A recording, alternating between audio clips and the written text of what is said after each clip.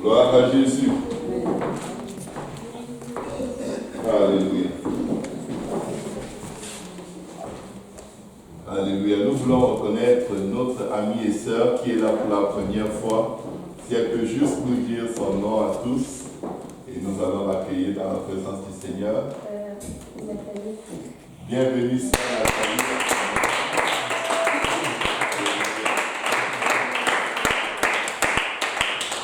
Nous avons ma mère et ma tante qui sont là aussi pour la première fois.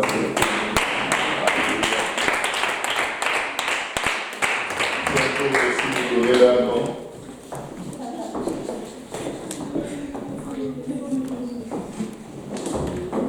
C'est quoi vos noms, ma mère et ma tante? Vos noms, c'est comment les noms? Odette, Christine.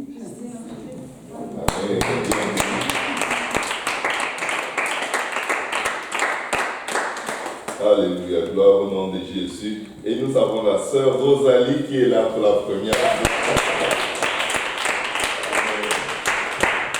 Alléluia. Quand elle m'a dit hier qu'elle venait, j'étais tout excité, très très content. Amen. Et parce que c'est un gros sacrifice que de venir jusqu'ici. Mais pour une seule âme. Amen. Pour une seule âme. Le Seigneur peut déplacer les cieux et la terre. Amen. Et je crois que nous avons un prix tellement élevé aux yeux de Dieu qu'il n'y a pas de limite à ce qu'il ferait pour nous témoigner son amour. Amen. Gloire au nom de Jésus. Amen. Merci à tous et à toutes. Merci d'être tous là. Merci aux frères Michel et la sœur Justine qui ont préparé la louange, l'adoration. Merci infiniment pour vos sacrifices d'énergie et de temps. Nous prions que le Seigneur nous parle dans sa parole et bénisse nos vies aujourd'hui. Amen. Si nous pouvons, avant de nous asseoir, ouvrir nos Bibles dans le livre de Lévitique, au chapitre 17, verset 14.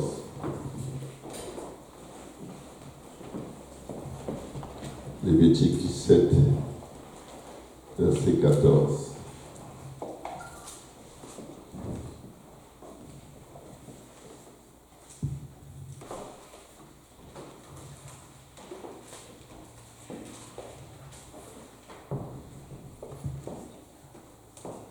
Si je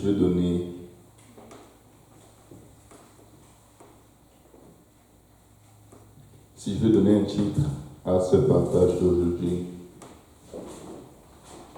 c'est ceci: tu es d'un très grand prix. Tu es d'un très grand prix. En d'autres termes, ta vie a une très très grande valeur aux yeux de Dieu. Ta vie a une très très très très grande valeur aux yeux de Dieu. Je ne sais pas par quoi tu passes ou par quoi tu es passé, mais je vais vous dire une chose. Dieu ne prendrait pas tout ce qu'il a de plus précieux dans tout l'univers, dans tout ce qu'il a créé, pour écraser, livré entre les mains de Satan et rester en arrière et regarder et dire, je vais voir comment il va se débrouiller.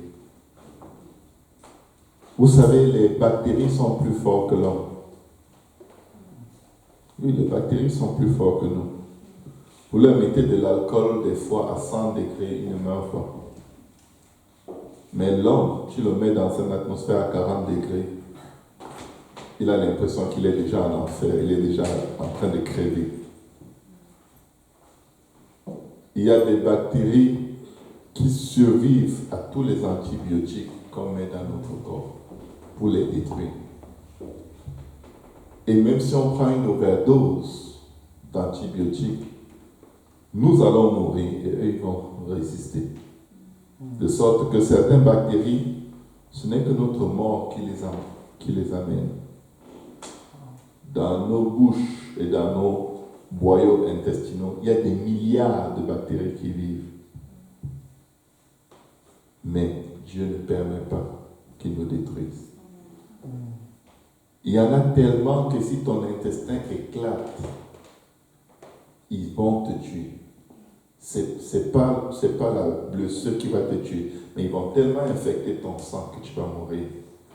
Si Dieu est capable de nous protéger de la mort qui jour et nuit est à l'intérieur de nous, il y a plus, le nombre de bactéries à l'intérieur de notre tube digestif qui peut nous tuer est plus grand que tous les criminels qu'il y a sur la face de la terre.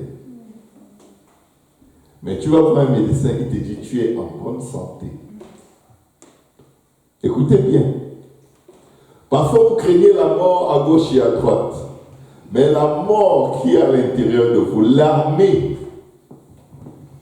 Vous savez que beaucoup de gens meurent, et j'en ai visité à l'hôpital, qui sont morts parce qu'ils ont eu une brûlure intestinale qui a ouvert la voie entre l'intestin et le reste des organes.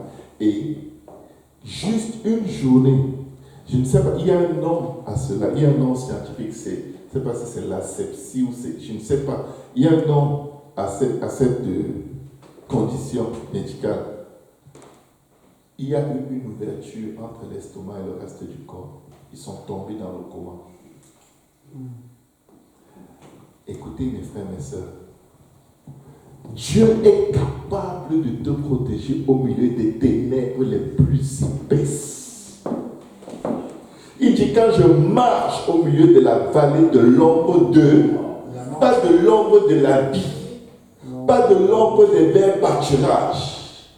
Il dit de l'ombre de la mort, la fin de toutes choses. Il dit je ne crains aucun mal. Ta houlette et ton bâton me rassurent. Il ne dit pas quand je reste, mais quand je marche, c'est-à-dire je passe à travers.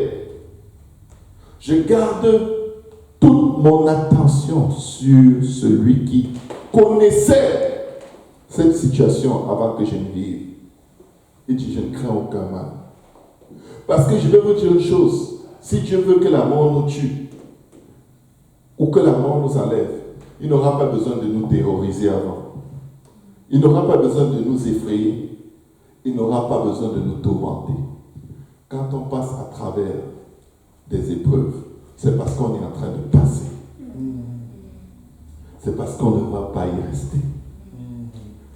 Seigneur, parle à nos cœurs. Apprends-nous à te connaître, car la vie éternelle, c'est que nous te connaissions, que nous croyons en toi. Augmente notre foi, ouvre sur nous les écluses des cieux et permets, ô Dieu, que ta parole, Seigneur, soit une tour forte autour de nos cœurs, nos pensées, nos âmes, et que nous croyons et espérons en toi de tous nos cœurs, Seigneur. Aide-nous, aide-nous. Je viens taire toute voix qui n'est pas de toi, Seigneur. Toute distraction, toute fatigue, oppression, je les renverse. Au nom de Jésus-Christ, je décrète et déclare que ton règne vienne dans ce lieu, que ta parole soit prêchée et qu'elle apporte la vie, et même la vie abondante à tes fils et à tes filles, au nom de Jésus-Christ. Que quelqu'un dise Amen. Amen. Lévitique 17, verset 14. Car l'âme de toute chair, c'est son sang qui est en elle. Ton âme, c'est ton sang. La Bible qui le dit. Parfois, on définit l'âme comme étant une autre partie de l'autre partie de... La Bible dit que l'âme, c'est dans ton sang. Que l'âme, c'est ton sang. C'est pourquoi j'ai dit aux enfants d'Israël, vous ne mangerez le sang d'aucune chair. Ça veut dire que tout ce qui a chair et qui a du sang a une âme. Alléluia. S'il y a du sang, ça veut dire qu'il y a une âme. Est-ce que quelqu'un me suit? Est-ce que quelqu'un peut dire merci Seigneur Jésus? Je crois que ce message va fortement nous bénir. C'est pourquoi j'ai dit aux enfants d'Israël, vous ne mangerez le sang d'aucune chair, car l'âme de toute chair, c'est son sang. Quiconque en mangera sera retranché. Vous pouvez vous asseoir.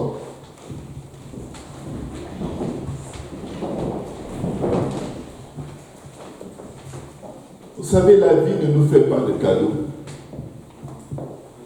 Mais il faut savoir une chose, la vie ce n'est pas un être. La vie ce n'est pas quelqu'un.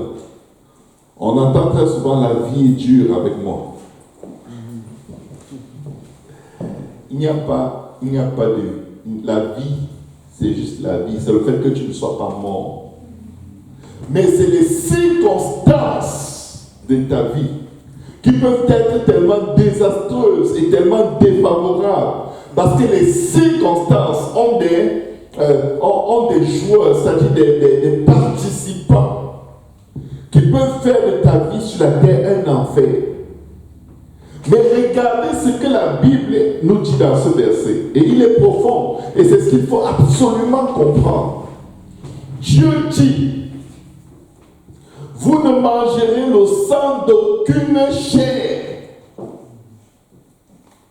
Car l'âme de toute chair, c'est son sang. Quiconque en mangera sera retranché. Le sang de toute chair, donc même le sang du moustique, Dieu dit ne le mets pas dans ta bouche. C'est assez pour que je t'éloigne de moi.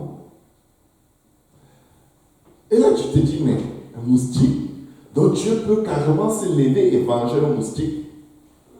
Un poulet, un serpent qui essaie de te mordre pour te défendre, tu le tues. Dieu te dit, fais tout ce que tu veux, mais ne mets pas son sang dans ta bouche. Si Dieu accorde tant de valeur au sang de la mouche, au sang du moustique, au sang des puces de lit, au point de dire que personne ne mange ce sang, qu'en est-il du sang des élus? Qu'en est-il du sang des enfants de Dieu? J'essaie d'amener quelqu'un à réaliser, Dieu est tellement au soin de la plus petite de ses créatures. Il est tellement au soin de l'âme qui vit même dans les animaux que ton âme a un prix extrêmement élevé au point où on ne peut même pas le calculer aux yeux de Dieu. De tout ce que Dieu a créé, nous sommes les seuls êtres créés à l'image de Dieu selon sa ressemblance. Et Dieu nous a donné une chair et des os. Et à l'intérieur de tout ce système circule notre âme, c'est-à-dire notre sang. Si Dieu est capable de punir sévèrement au point de retrancher quelqu'un qui a mangé l'âme, le sang d'un animal, qu'en est-il de quelqu'un qui va verser ton sang? Parfois, vous savez, on est très inquiet de ce que telle chose va nous tuer ou telle personne va nous tuer et ainsi de suite. Mais je vais vous donner l'exemple de Shadrach, Meshach et Abednego. Ils savaient, notre vie a tellement de valeur aux yeux de Dieu que nous n'avons pas besoin de faire de compromis avec Nebuchadnezzar. Parce que de toute façon, Dieu peut nous délivrer de sa main. Mais même s'il ne nous délivre pas, même s'il permet que Nebuchadnezzar nous consume par le feu, Dieu va lui redemander notre sang. Et il savait que ce Dieu est un Dieu de vengeance. Dieu dit, à moi la vengeance, à moi la rétribution. Amen. Peu importe ce qui t'opprime, se bat contre toi, peu importe quelle force, quelle énergie, un être humain, ou un esprit, ou une maladie, ou quoi que ce soit, peu importe l'énergie ou la force que cette chose ou cette personne mobilise pour te détruire, pour t'anéantir, sache une chose, Dieu demandera des comptes à cette chose ou à cette personne ou à cet esprit ou à ces circonstances pour ton sang. Parce que tu as un prix qui est le prix le plus élevé. Et la Bible va te le démontrer. Genèse chapitre 4, verset 8 à 11. Nous connaissons l'histoire d'Abel et Caïn. Cependant, Caïn adressa la parole à son frère Abel. Mais comme ils étaient dans les champs, Caïn se jeta sur son frère Abel et le tua. Ils étaient dans les champs, tous les deux. Il n'y avait personne d'autre. Il a tué son frère. L'Éternel dit à Caïn, où est ton frère Abel? Vous savez, tuer quelqu'un n'est pas forcément couper sa tête physiquement.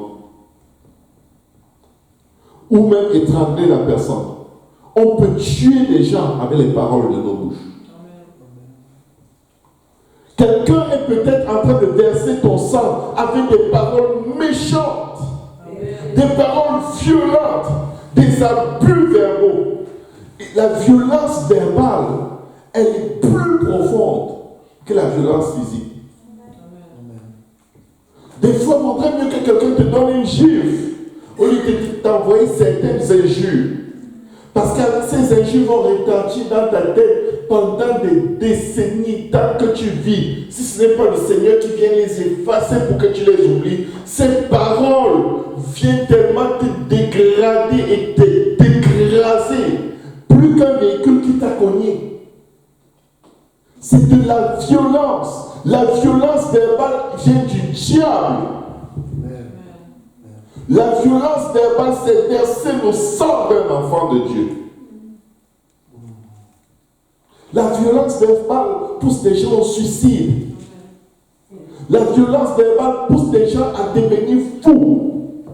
Ils perdent leur tête parce que quelqu'un est en train de verser leur sang.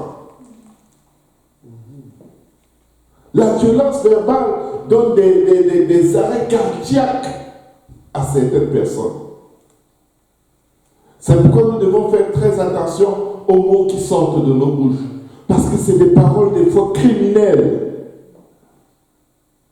Mais Dieu dit à Caïn, regardez, l'Éternel dit à Caïn, où est ton frère? Abel lui répondit, je ne sais pas, suis-je le gardien de mon frère? Je vais vous dire quelque chose. Il y a des gens qui répondent à Dieu de la même façon tous les jours à ton sujet. Tellement ils t'ont maudit, dégradé, accusé, poignardé dans le dos avec leur langue. La Bible dit ils tuent avec leur langue. Mais oui, on tue avec la langue. Même si la personne est encore debout, son sang. Ce n'est pas le jour où la personne rend l'âme, qu'elle arrête, qu'on va dire qu'elle est morte. Son sang est en train de couler. Alléluia. Jérémie disait, ils tuent avec leur langue. Leurs langues sont comme des épées. Et bénis le Seigneur si par hasard ta langue aurait presque tué quelqu'un, mais la personne est encore en vie. Prie pour que Dieu restaure la vie de cette personne. Il faut juste se repentir et prier pour que la vie de cette personne soit restaurée et que ses paroles soient effacées. Parce que le sang va nous être redemandé si nous tuons des gens avec les paroles de nos bouches. Le sang de ton frère crie de la terre jusqu'à moi. Quand quelqu'un a mal à cause de toi, parce que tu as fait exprès de blesser, de menacer, d'opprimer cette personne par les paroles de ta bouche, Dieu voit son sang couler. Dieu voit la vie sortir de cette personne. Et Dieu n'ignore pas le sang. Parce que le sang, la vie de toute âme, est dans son sang. Qu'as-tu fait? La voix du sang de ton frère, c'est-à-dire la voix de l'âme de ton frère. Quand Dieu parlait à Caïn du sang, il lui parlait de l'âme d'Abel. Ton âme, c'est ton sang. L'âme de toute chair est dans son sang. Quand quelqu'un te fait saigner, Dieu entend le cri de ton âme. Mes frères, mes sœurs, tu n'as même pas le temps de crier à Dieu. Mais le simple fait que tu es mal, ton âme est en train de crier. Parfois tu te dis, Dieu ne voit pas, Dieu n'entend pas, il est au Seigneur, où es-tu? Je viens dire à quelqu'un, avant que tu ne commences à crier, avant qu'on ne te blesse, son oreille était déjà penchée. La Bible déclare que Dieu est près de ceux qui ont le cœur brisé et contré. Il n'y a aucun être humain sur la face de la terre qui va te détruire par les paroles de sa bouche, ou du moins essayer de te détruire sans que Dieu ne vienne rendre à la personne ce qu'elle a fait. C'est pourquoi nous devons être très prudents, parce que les paroles de nos bouches peuvent verser du sang. Nous pouvons tuer les gens avec les paroles de nos bouches. Il dit, la voix du sang de ton frère crie de la terre jusqu'à moi. Pas qu'elle prie, elle, la voix crie. Alléluia. Quelqu'un va dire, oh, quand je ne connaissais pas encore Dieu, on m'a fait ceci, on m'a fait cela. Dieu te connaissait. Tu n'avais pas besoin de connaître Dieu. Il te connaissait. Et Dieu connaît ton cri avant que tu ne deviennes chrétien. Dieu connaît tes larmes. Dieu connaît tes douleurs. Dieu connaît tes souffrances avant même que tu ne sois chrétien. Et avant même que tu ne saches l'invoquer. Ça comptait pour lui ce que tu subissais, ce que tu ressentais. Ce n'est pas notre chrétienté qui pousse Dieu à nous défendre. Ce n'est pas notre piété qui pousse Dieu à se lever pour combattre nos combats. Parce qu'il nous aime. Et il nous a donné une valeur qui est au-dessus de tout ce que Dieu ait jamais pu créer. De tout ce qui a jamais existé, qui existe et qui existera. Alléluia. La Bible dit dans Genèse chapitre 9, versets 5 à 6. Sachez-le aussi. Je redemanderai le sang de vos âmes. Écoutez bien. Je redemanderai le sang de vos âmes. Je le redemanderai à tout animal. Et même aux animaux, Dieu demande des comptes pour ton sang. Si Dieu est capable d'aller rencontrer un animal en qui nous disons qu'il n'y a aucune intelligence, oh, c'est juste un animal, il t'a mordu pour se défendre, parce que c'est l'instinct. Dieu dit non, non, les affaires d'instinct là, vous allez faire ça avec la science. Moi, personne ne touche au sang de mes enfants. Point final. Personne ne saigne un enfant de Dieu sans que Dieu fasse quelque chose. Je le redemanderai à tout animal. Je redemanderai l'âme de l'homme à l'homme qui est son frère. Ton frère peut te saigner. Tes amis peuvent te saigner. Tes ennemis peuvent te saigner. Tes proches peuvent te saigner. Par les paroles de leur bouche, par leurs actions, par leurs conspirations, par leur haine, par leur méchanceté projetée contre toi. Mais Dieu dit, je peux redemander ton sang. Ne t'inquiète pas. Ce n'est pas toi qui combattras dans ce combat. C'est l'Éternel qui combattra pour toi. Si quelqu'un verse le sang de l'homme par l'homme, son sang sera versé. C'est-à-dire que pendant que tu dis des paroles méchantes qui vont détruire le cœur de quelqu'un, Dieu va utiliser quelqu'un d'autre pour t'envoyer les mêmes paroles, sinon pire, pour verser ton sang. Écoutez ce que la Bible dit. Si quelqu'un verse le sang de l'homme, par l'homme, son sang sera versé. C'est-à-dire que tant que cette personne sera vivante sur la terre, parmi les hommes, il y a quelqu'un que Dieu a préparé pour rendre ce que cette personne a fait. Personne. Écoutez, des fois on se dit, oh, il y a des gens qui font du mal toute leur vie et ils meurent sans souffrir. C'est faux. Vous n'êtes pas là quand ils souffrent. Vous n'êtes pas là quand ils mangent les fruits de ce qu'ils ont sémé. Vous n'êtes pas là quand ils ont des angoisses. Vous n'êtes pas là quand ils ont la terreur. qui frappe en plein midi. Vous n'êtes pas là quand la flèche qui vole en plein jour les atteint. Et ils ne vont pas venir vous dire. Ils ne viennent pas vous dire. Et là, on a l'impression, les méchants, ils vont toujours bien. Non, ils ne vont pas bien. Les méchants ne dorment jamais.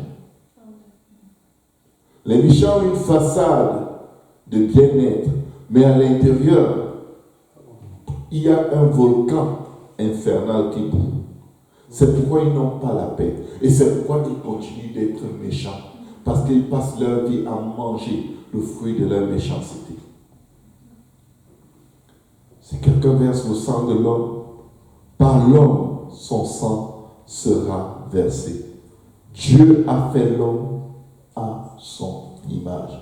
Voilà la raison pour laquelle Dieu n'accepte simplement pas que quelqu'un t'abuse d'une quelconque façon. Il va réagir. Les gens parlent dans le dos des gens. Les gens parlent, les détruisent, les démolissent. Dieu est en train de regarder. Vous savez ce qu'il voit? Du sang. Des conversations baignées dans le sang.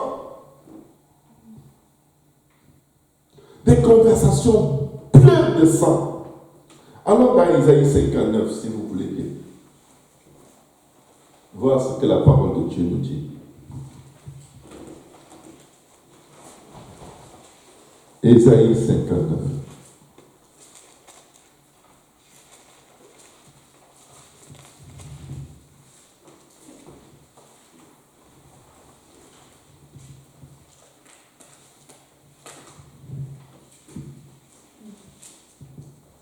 La Bible dit dans Isaïe 59 à partir du verset 1. Non, la main de l'Éternel n'est pas trop courte pour sauver. Non. Ni son oreille trop dure pour entendre. Mais ce sont vos crimes qui mettent une séparation entre vous et votre Dieu. Ce sont vos péchés qui vous cachent sa face et l'empêchent de vous écouter. Car vos mains sont souillées de sang et vos doigts de crime. Vos lèvres profèrent le mensonge, votre langue fait entendre l'iniquité. Verset 4. Et c'est là où nous devons faire très attention. Nul ne se plaint avec justice. Nul ne plaide avec droiture. Ils s'appuient sur des choses vaines et disent des faussetés. Ils conçoivent le mal et enfantent le crime. Ils couvrent des œufs de basilic. Le basilic, c'est un serpent dont le venin est très violent. Et ils tissent des toiles d'araignée. Celui qui mange de leurs œufs meurt. Et si l'on en brise un, il sort une vipère. Leurs toiles ne servent point à faire un vêtement. Ils ne peuvent se couvrir de leurs ouvrages. Leurs œuvres sont des œuvres d'iniquité et les actes de violence sont dans leurs mains. Leurs pieds courent au mal et ils ont hâte de répandre quoi? Le sang innocent. Quand tu es accusé à tort, n'aie pas peur. Ça fait mal. Vous savez pourquoi on a mal? Parce qu'on est en train de saigner. Quand tu as mal, c'est parce que quelqu'un vient de te saigner. Ton sang est en train de couler. Leurs pensées sont des pensées d'iniquité. Le ravage et la ruine sont sur leur route. Ils ne connaissent pas le chemin de la paix. Il n'y a point de justice dans leur voie. Ils prennent des sentiers détournés. Quiconque y marche ne connaît point la paix. C'est pourquoi l'arrêt de délivrance est loin de nous et le salut ne nous atteint pas. Nous attendons la lumière et voici les ténèbres, la clarté et nous marchons dans l'obscurité.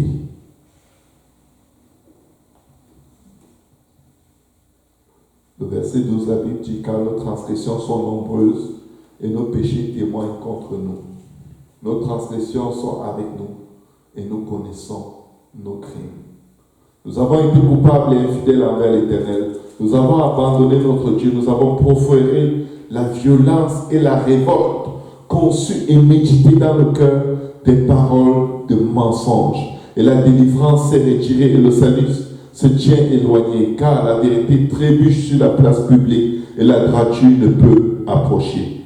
La vérité a disparu, et celui qui s'éloigne du mal est dépouillé. Mes frères et mes sœurs, fuyons le mal. Qu'il ne soit pas dit de nous ce que ce passage dit. Comme Daniel disait à Nebuchadnezzar, quand il interprétait le rêve, que ce songe soit pour tes ennemis.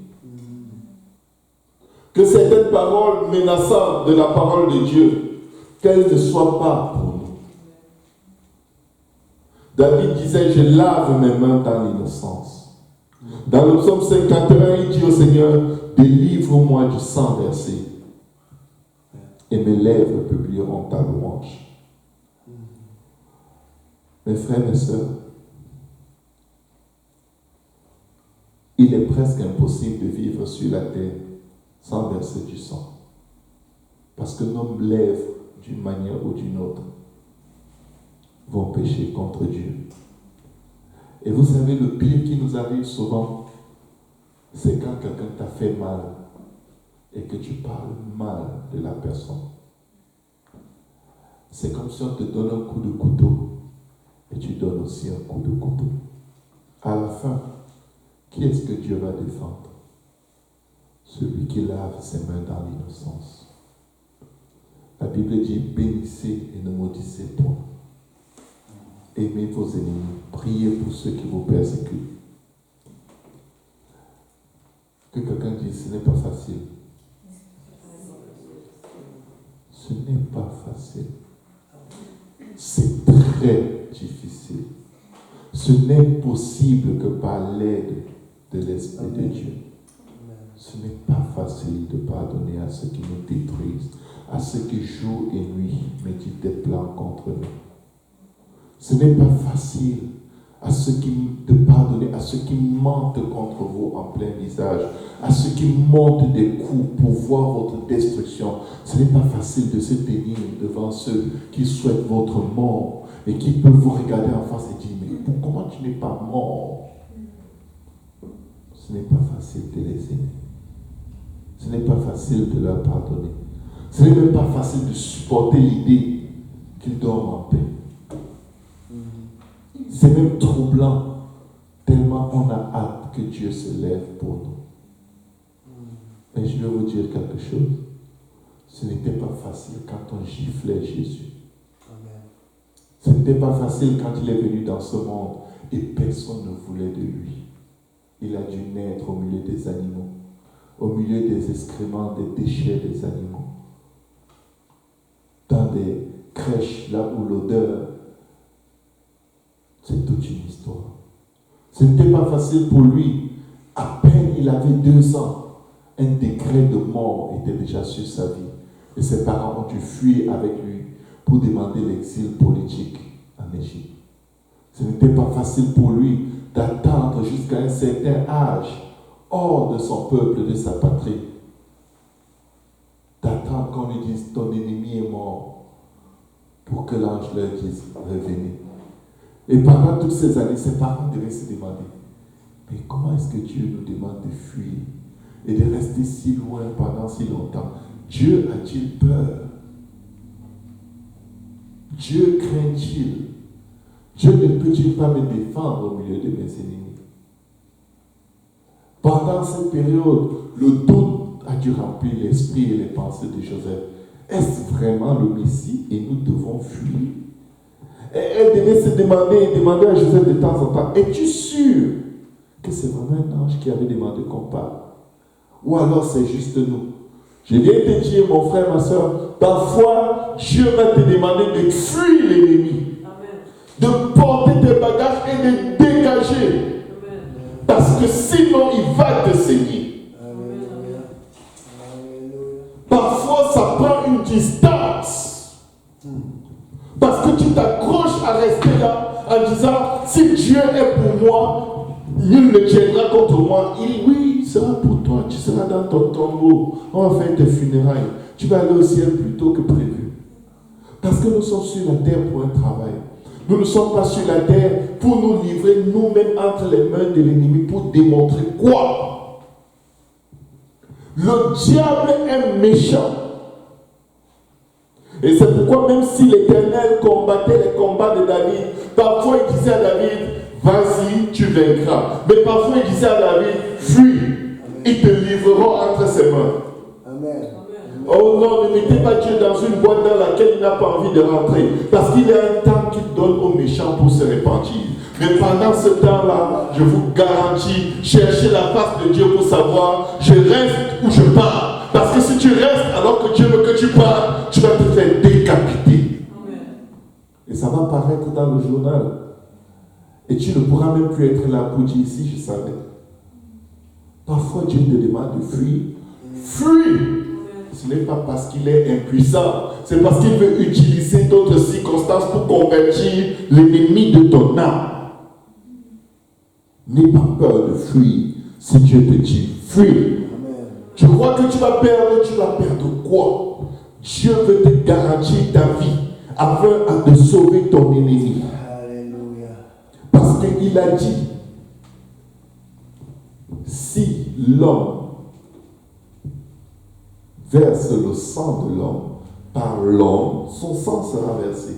Mais ça prend des fois que tu t'éloignes pour que Dieu envoie dans la vie de cette personne quelqu'un plus méchant que lui pour l'aider à réaliser ce que je fais est vraiment mauvais. N'avez-vous pas constaté que des fois, vous allez vivre, vous avez certaines habitudes, et là on vous fait remarquer que c'est pas bien, et ça vous énerve parce que vous ne voyez pas en quoi c'est mauvais. Jusqu'au jour où quelqu'un vous fait la même chose. Là, vous réalisez, oh mon Dieu, ça fait mal. Mais vous ne l'aurez jamais réalisé tant que vos victimes étaient là pour subir ce que vous êtes. Mais quand la victime s'éloigne, là, vous vous dites, on dirait que ce que je fais, ça va mal. Pourquoi? Quelqu'un vient de me faire la même chose. Nous devons toujours chercher la face de Dieu et faire exactement ce que Dieu nous dit. Parce que si nous faisons des choses en mettant Dieu là où il n'est pas, on va y laisser nos vies. C'est très dangereux de prendre une direction qu'on s'imagine pour acquis. Mais c'est mieux de chercher la face du Seigneur et faire exactement ce que Dieu attend de nous. Quand on frappait Jésus, c'était dans les plans de Dieu. Il fallait qu'il reste pour qu'on le frappe. Il fallait qu'il montre son visage pour qu'on lui arrache la barbe. Il fallait que son dos soit exposé pour recevoir nos coups. Il fallait que ses mains soient ouvertes pour être percées. Il dit, personne ne m'arrache ma vie, mais je la donne selon que j'ai reçu l'ordre de mon Père. Jésus ne s'est pas livré comme simple victime qui ne savait pas ce qui se passe. Il savait ce qui était déjà écrit. Il accomplissait une prophétie. Je vais vous dire une chose, parfois vous êtes dans un emploi, vous êtes tellement opprimé dans cet emploi. Et plus vous vous accrochez, parce que vous avez peur de manquer d'argent, plus l'oppression augmente. Alors que Dieu utilise l'oppression pour vous dire, fuis pour ta vie, fuis pour ton âme. Cet emploi n'est pas digne de toi. Nous devons chercher la face du Seigneur pour savoir que faire. Va chercher Dieu sans avoir ton propre plan. Jésus a payé un prix énorme pour le salut de nos âmes. Méprisé, abandonné des hommes, homme de douleur et habitué à la souffrance, c'était dans les plans de Dieu. Alléluia. Quand le Seigneur dit, si tu es dans le feu ne te brûlera point. Si tu es dans le feu hors de la volonté de Dieu, le feu va te transformer en cendre. Ah oui. Si tu traverses les eaux, tu ne te noieras pas. Tu as intérêt à être là. Parce que Dieu t'a demandé d'être là. Certains endroits sont des tombeaux ouverts. Une fosse creusée par l'ennemi pour vous anéantir. Et quand l'ange de l'Éternel te dit, détourne-toi de cette voie qui semble juste à tes yeux, obéis-lui. La Bible dit, confie-toi en l'Éternel de tout ton cœur et ne t'appuie pas sur ta propre sagesse. Mets en lui ta confiance, il agira. Jésus est mort pour que nous ayons la vie et que nous l'ayons en abondance. Jésus n'est pas mort pour que nous ayons la mort. Mes frères et sœurs, consultons Dieu, ne prenons rien pour acquis. Ne prenons même pas un seul verset biblique comme étant la détermination finale. Si Dieu ne t'a pas donné une révélation par rapport à ce verset, un fondement solide, cherche sa face jusqu'à ce qu'il te dise ce que ça veut vraiment dire. Parce qu'il y a de ces choses que nous comprenons et que nous appliquons par tradition, mais ça ne s'applique pas du tout. Parce que nous sommes entre les mains de l'ennemi de nos âmes et il a juré de nous consumer. Lorsqu'il est mort, il savait qu'il va ressusciter. Il savait. Il dit, personne ne m'arrache ma vie. Je la donne. J'ai le pouvoir de la donner et de la reprendre. Quand tu t'exposes à être de la viande hachée entre les mains d'un boucher, si Dieu ne te l'a pas dit, méfie-toi. Alléluia. Le Seigneur dit que son peuple périt par manque de connaissance. Ce n'est pas chaque fois que tu fuis que tu es hors de la volonté de Dieu. David a fui. Joseph et Marie ont fui avec le Seigneur. Amen. Ils ont fui. Ils ont fui. Le Seigneur peut fuir, oui. Une fois, les pharisiens et les sadducéens l'ont attrapé pour le jeter dans un ravin. Il s'est faufilé au milieu d'eux, il est parti. Pourquoi? Ce n'était pas son jour. Il aurait pu se taire et dire, il est écrit, il enverra ses anges pour me porter de peur que mon pied me heurte contre une pierre. Si vous voulez, jetez-moi. Ne dis jamais à ton ennemi si tu me frappes moi. Ne lui dis jamais si tu me insultes moi. Tu es en train de lui donner une autorisation qu'il n'a pas. Ne dis jamais cela. Il aurait pu leur dire, si vous voulez, jetez-moi dans le ravin. C'était le Seigneur. Vous savez avec quoi l'ennemi le tentait? Si tu es vraiment le Fils de Dieu, jette-toi du haut du temple. Car il est écrit, il ordonnera à ses anges de te porter sur la main, de peur que ton pied ne heurte contre une pierre. Ne donne jamais une instruction à l'ennemi sur le mal qu'il peut faire. Jamais. Ne lui donne même pas l'idée. Parce que tu es en colère. Ne lui dis pas, tu n'as qu'à casser la voiture, tu n'as qu'à brûler la maison. C'est toi qui as dit. C'est toi. Et comme par hasard, tout ce que tu cites, c'est ça qu'il fait. Tu es coupable avec lui. Parce que même le diable n'a pas pu lui inspirer ces idées qu'un enfant de Dieu a mis dans ses oreilles. Nous devons nous méfier et faire silence et voir le secours du Seigneur. Éternel, aide-nous. Lorsqu'il est ressuscité, il a libéré les captifs. Tout pouvoir lui a été donné sur la terre et dans les cieux. Il n'y a aucune chaîne, il n'y a aucun lien, il n'y a aucune condamnation qui peut tenir devant Jésus ressuscité. À cause de sa mort, son ensevelissement et sa résurrection, il nous dit, je peux vous délivrer du sang versé.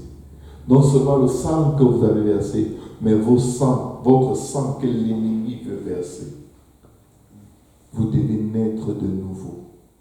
Vous devez être transformé. La Bible dit, soyez transformés par le renouvellement de votre intelligence. Par la nouvelle naissance, Dieu nous transforme. Quand tu te répands de tes péchés, tu t'es fait baptiser d'eau au nom de Jésus-Christ pour le pardon de tes péchés. Dieu te donne son esprit qui est la puissance pour vivre pour lui. La plus puissante œuvre que le Saint-Esprit opère en nous, c'est changer notre façon de penser. Parce que quand nous pensons comme Dieu, l'ennemi n'a aucun pouvoir sur nous. Mais quand nous pensons comme les hommes, selon la chair, selon l'humanisme, nous sommes perdus. L'être humain ne peut pas se battre contre la séduction de ce monde, contre le diable. Mais Jésus, il veut combattre pour toi. Alors on va se lever, on va prier. On va remettre nos âmes entre les mains de notre Créateur. Et si vous êtes là et que vous n'avez pas encore été baptisé au nom de Jésus, Galates 3, 27 dit, celui qui a été baptisé en Jésus-Christ a revêtu Christ. Tu peux aujourd'hui revêtir le vêtement royal du royaume de Dieu, qui est le nom de Jésus dans les eaux de baptême. Et la Bible déclare que désormais personne ne me fasse de la peine, car je porte sur moi les marques de Jésus. Dieu peut mettre un terme à tout ce désordre, mais celui qui demeure sous l'abri du Très-Haut repose à l'ombre du Tout-Puissant. Dieu est notre repos. Courons à lui, jetons-nous à ses pieds et permettons à Dieu de nous montrer, de nous révéler la valeur qu'il voit dans chacune de nos âmes. Dis à ton voisin, tu as une très grande valeur. Tu as une très très grande valeur. Et dis jamais je ne te laisserai, jamais je ne t'abandonnerai. Et Dieu est tellement prêt à nous défendre et à combattre pour nous que lorsque nos ennemis nous attaquent, et tu pries pour eux, ils ne savent pas ce qu'ils font. Ils ne savent juste pas. S'ils savaient quel est le Dieu qui se tient derrière toi et qui va certainement les frapper, qui va certainement te venger, qui va certainement les écrabouiller. S'ils savaient qui te défend, s'ils savaient qui te garde, s'ils savaient qui te protège, s'ils savaient qui t'aime passionnément et qui ne permettra pas qu'un seul cheveu de ta tête tombe, s'ils savaient, ils ne te feraient pas ce qu'ils te font. C'est pourquoi prions pour tous ceux qui nous oppriment, tous ceux qui nous combattent pour nous anéantir, tous ceux qui souhaitent notre malheur, notre perte de tous les jours. Que Dieu leur pardonne, que Dieu leur ouvre les yeux et que Dieu utilise toute voie et tout moyen pour les aider à parvenir à la repentance. Élevons nos voix et prions.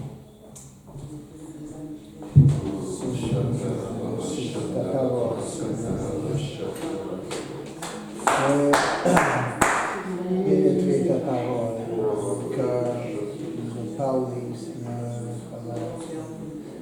le message, Seigneur, donner, Seigneur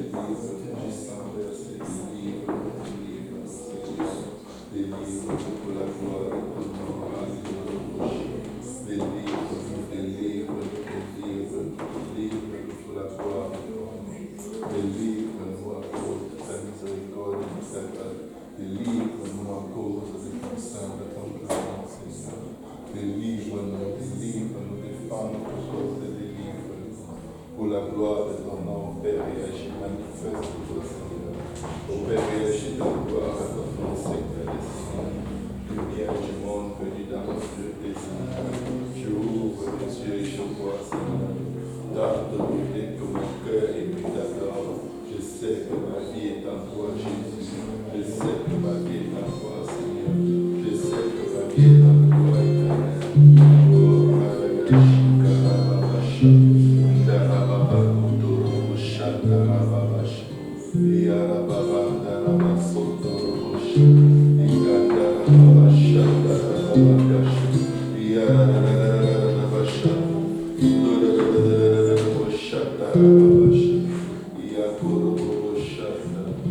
Alléluia, que le sang de la rédemption nous lave, nous purifie, nous sanctifie. Aide-moi à nous accrocher à toi, Seigneur. Tout mon espoir est établi, Seigneur, c'est ton amour et ta justice. Je suis Père, tu l'eau pour moi, Seigneur. Je me confie à plusieurs fois éternel des armées.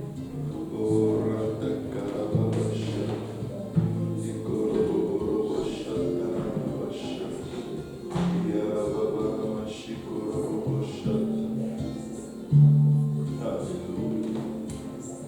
La Bible dit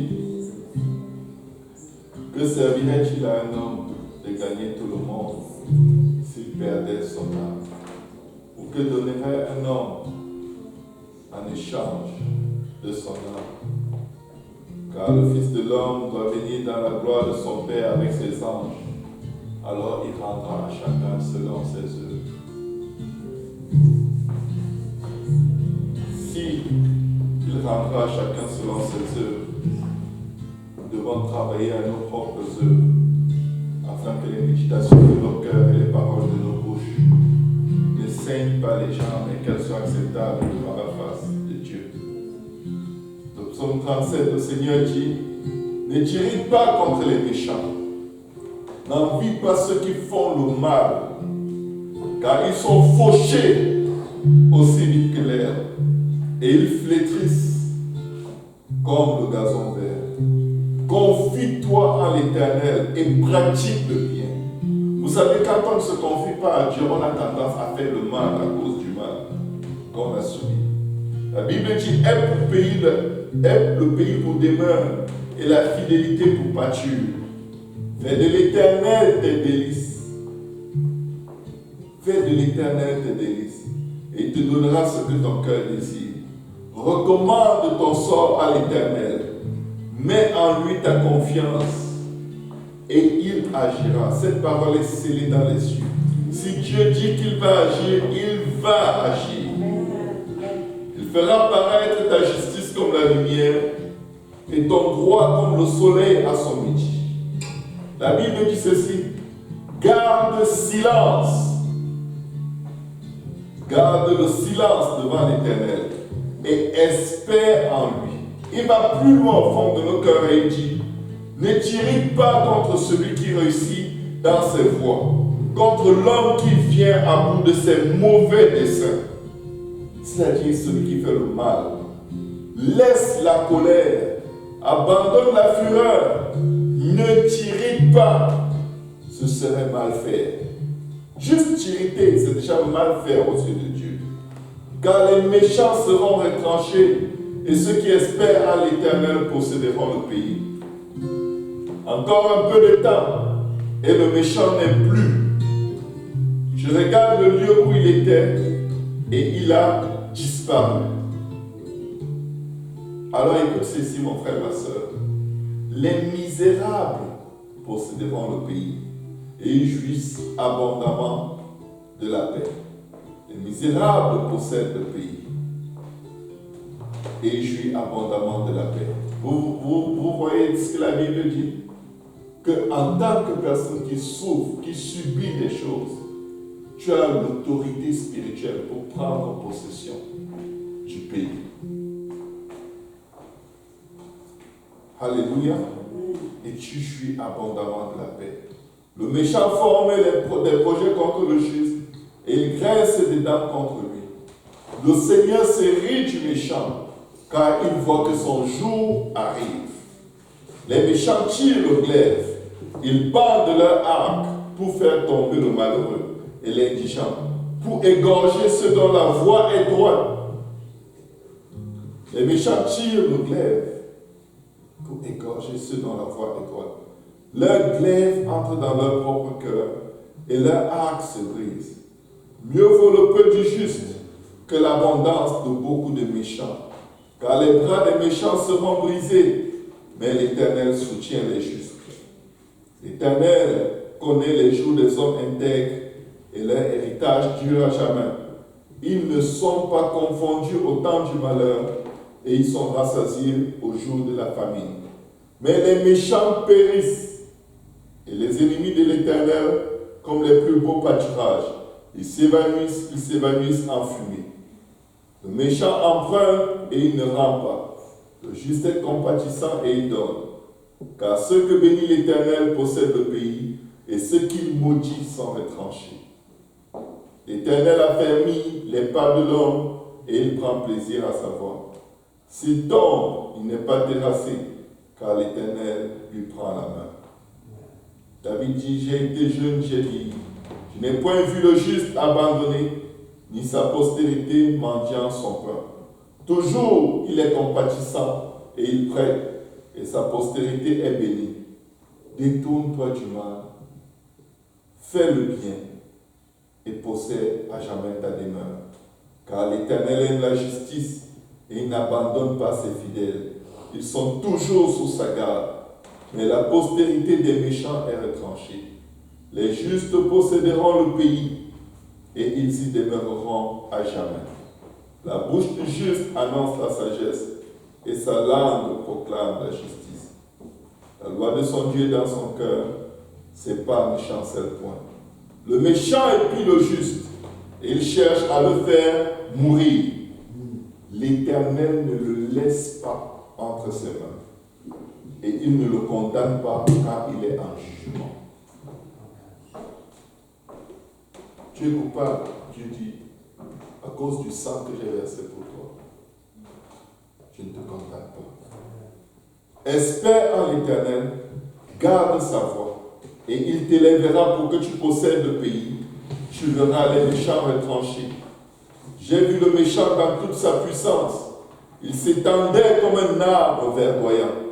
Il a passé, et voici, il n'est plus.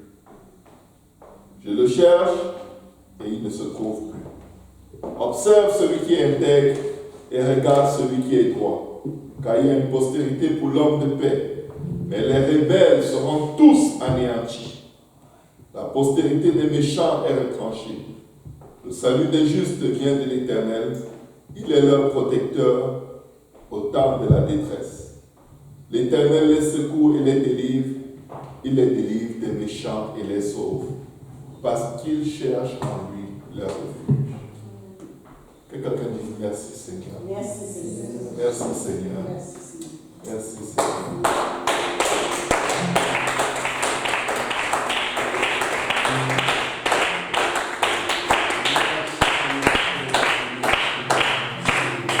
Que Dieu vous bénisse à votre départ et à votre arrivée.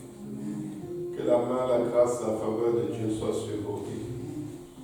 Quel que soit le mal que quelqu'un peut vous faire, quels que soient les abus, priez pour que ce mal ne rentre pas en vous et vienne faire de vous des méchants. C'est une réaction naturelle que de vouloir se venger, de vouloir se défendre. Mais parfois, et très souvent, et presque toujours, le Seigneur dit, fais silence et vois le secours du Seigneur. Soyez tous bénis au nom de Jésus. Et que le sang de Jésus vienne défaire dans vos vies ce que Satan a fait. Dans la vie de vos enfants, de vos petits-enfants, de vos familles. Que le sang de Jésus vienne les prévaloir. Dans la vie de vos ennemis, que le sang de Jésus vienne les prévaloir. Au nom de Jésus-Christ. Amen. Amen. Amen. Merci.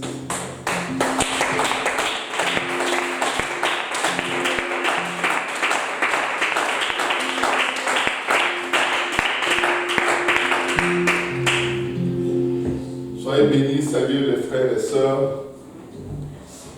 Et on a un repas, je vais bénir le repas. Seigneur, bénis notre communion fraternelle, bénis le repas et permets, Seigneur Jésus, qu'on le partage avec action de grâce au nom de Jésus-Christ. Amen. Amen. Amen. Merci à ceux qui ont apporté quelque chose à manger. Merci à tous.